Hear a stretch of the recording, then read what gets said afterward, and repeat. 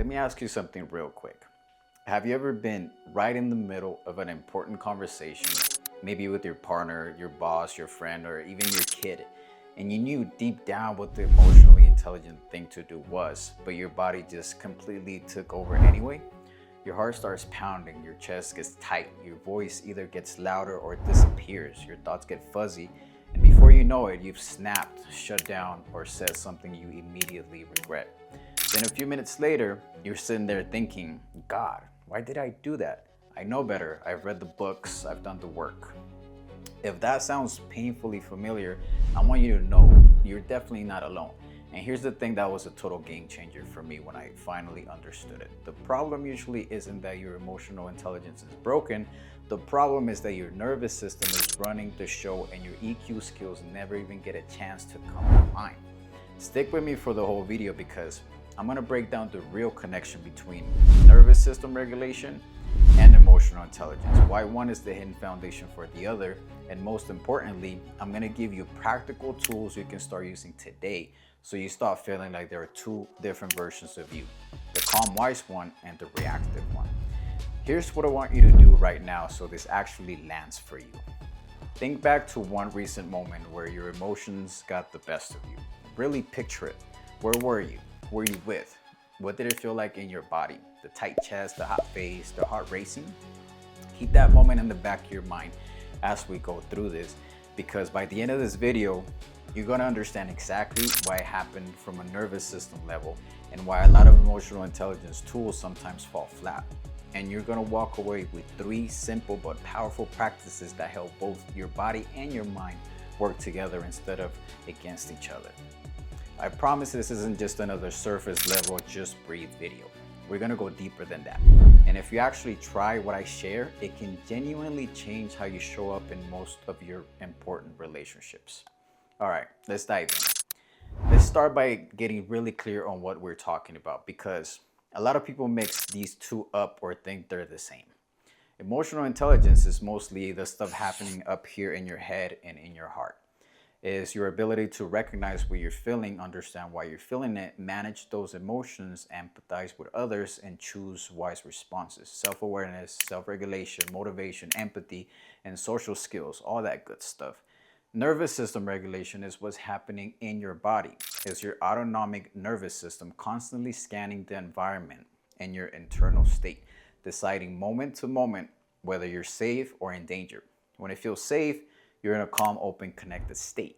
You can think clearly, listen deeply, respond with care. When it senses threat, real or perceived, you shift into fight, flight, or freeze. Heart pounding, muscles tense, breathing shallow, and your thinking brain basically goes offline. They're not the same thing. But here's the part that changes everything for most people. And this was the biggest aha for me. Your nervous system is the hidden foundation that makes real emotional intelligence possible. Your body's always voting first. It makes decisions about safety literally milliseconds before your thinking brain even gets the memo. If your nervous system decides not safe, the alarm system in your brain, the amygdala, lights up and hijacks the smarter part of your brain, the prefrontal cortex, where all of your emotional intelligence skills live. You can intellectually know exactly what to do. You can have read all the books, but if your body is in survival mode, those skills become almost impossible to access. It's not a character flaw. It's not laziness. It's not that you're bad at emotions. It's biology. Let me tell you about the time this hit me hardest. I was in a pretty heated discussion with my partner. I knew I should stay curious, listen, validate her feelings. I had all the tools, but my chest got tight, my shoulders went up, and within minutes I was either defending myself like my life depended on it, or going completely silent. Afterwards, I felt so much shame, like, what is wrong with me? Why can't I just do what I know I should do? It wasn't until I started learning about nervous system regulation that everything clicked. I wasn't lacking emotional intelligence. My nervous system was in survival mode and it wouldn't let the EQ part of my brain come online. The amazing part is that these two systems influence each other beautifully in both directions. When you learn to regulate your nervous system, you create that calm internal conditions where your emotional intelligence can actually turn on and work properly. You can feel strong emotions without being completely flooded by them. You can stay present with other people. You can respond thoughtfully instead of reacting automatically. And the other way around is powerful too. When you get better at naming emotions, understanding them, and responding with empathy, it sends strong safety signals back to your nervous system and it helps it downregulate faster. So, how do you practically work on both at the same time? Here are my 3 favorite practices that hit nervous system regulation and emotional intelligence together. I'm going to walk you through each one with exactly how to do it and why it works so well. This is the first practice, the 90-second rule plus precise naming. Here's the thing. Every big emotion has a chemical wave that actually passes through your body in about 90 seconds if you don't keep feeding it with thoughts or resistance. Next time you notice yourself getting activated, pause. Put one hand on your chest or belly, breathe slowly, and name what you're experiencing with as much detail as possible. I'm feeling angry and scared that I'm not being heard right now. I can feel it burning in my chest and my jaw is tight. Naming it and locating the sensation does 2 incredible things at once. It tells your nervous system this is an emotion, not actual danger. And it activates your prefrontal cortex so your EQ skills come back online. I've used this in the middle of tough conversations and it has saved me so many times. This is the second practice, daily vagus nerve toning. It's 5-minute reset. Your vagus nerve is basically the brake pedal for your nervous system. Strengthen it when you're calm and your baseline regulation gets way better. Every single day, spend just 5 minutes doing simple things. Hum or sing in the shower. Do long, slow exhales, 4 seconds in, 7 out. Splash cold water on your face or gargle. Sounds silly, I know. I used to think it was hippie stuff too, but it works. Because your baseline is lower when something stressful happens, you don't go from 0 to 100 as fast. You have more space to actually use your emotional intelligence instead of getting hijacked. And this is the third practice, ground plus name plus wise question. This is my real-time go-to. First, ground. Feel your feet on the floor. Notice your body in space. Second, you name. I'm feeling overwhelmed right now and my breathing is shallow. Third, ask. What do I need right now to feel a little safer, or how can I respond in a way that honors both of us?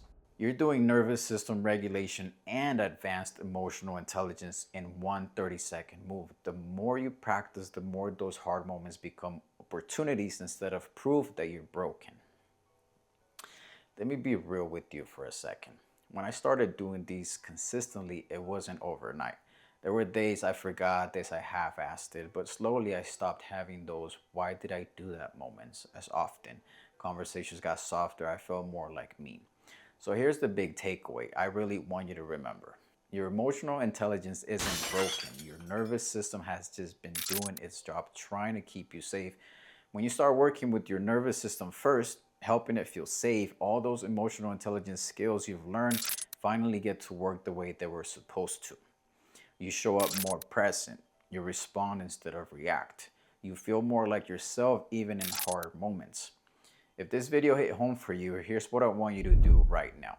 Pick just one of these 3 practices and commit for it for the next 7 days. Start small. The 90-second naming practice is the easiest one to begin with. And if you want me to hold your hand through the whole process, I'm working on a follow-up video that gives you daily practices, exact scripts, and a simple tracker so this becomes automatic instead of something you have to think about. Subscribe now to receive a notification when the video drops. For now, you can learn about the connection between ego and emotional intelligence here. You've got this. Your body and your mind are designed to work together as a team. You just needed the missing link. Thanks for watching all the way through. That tells me you're really committed to your growth, and I respect that. I'll see you in the next one. Take good care of yourself. You really deserve it.